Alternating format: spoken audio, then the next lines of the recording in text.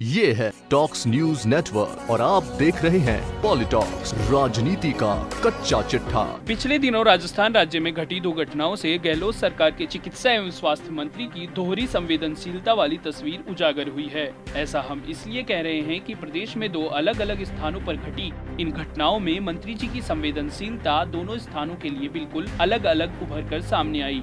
पहली घटना कोटा के जेके अस्पताल से जुड़ी है, जहां इस अस्पताल में 34 दिन में 106 बच्चों की मौत का मातम पसरा था।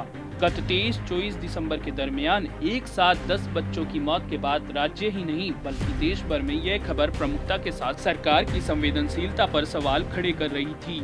लेकिन प्रदेश के चिकित्सा एवं स्वास्थ्य मंत्री ने कोटा जाने की जहमत नहीं उठाई। लेकिन जब मामला बढ़ा तो कांग्रेस आलाकमान की नाराजगी के बाद 3 जनवरी को मंत्री रघु शर्मा कोटा अस्पताल पहुंचे। मतलब चिकित्सा मंत्री को जयपुर से कोटा पहुंचने में लगभग 34 दिन का समय लग गया।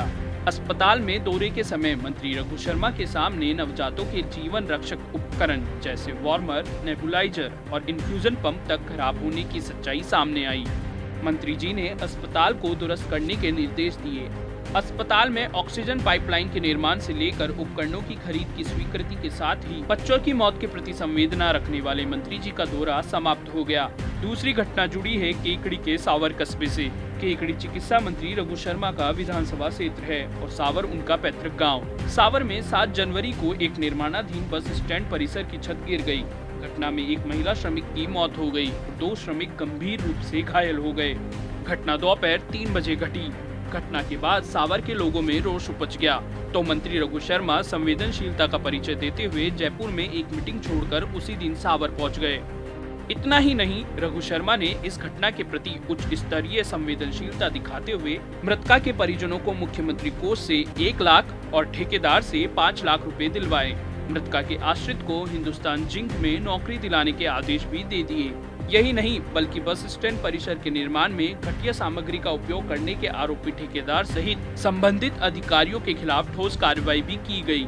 यानी घटना वाले दिन ही सावर के लोगों की हर मांग का समाधान हो गया।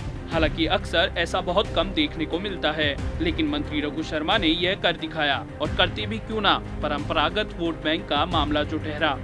यह 2 घटनाएं बयां कर रही है कि मंत्री जी की संवेदनशीलता का वेग अलग अलग घटना के समय अलग अलग तरीके का होता है।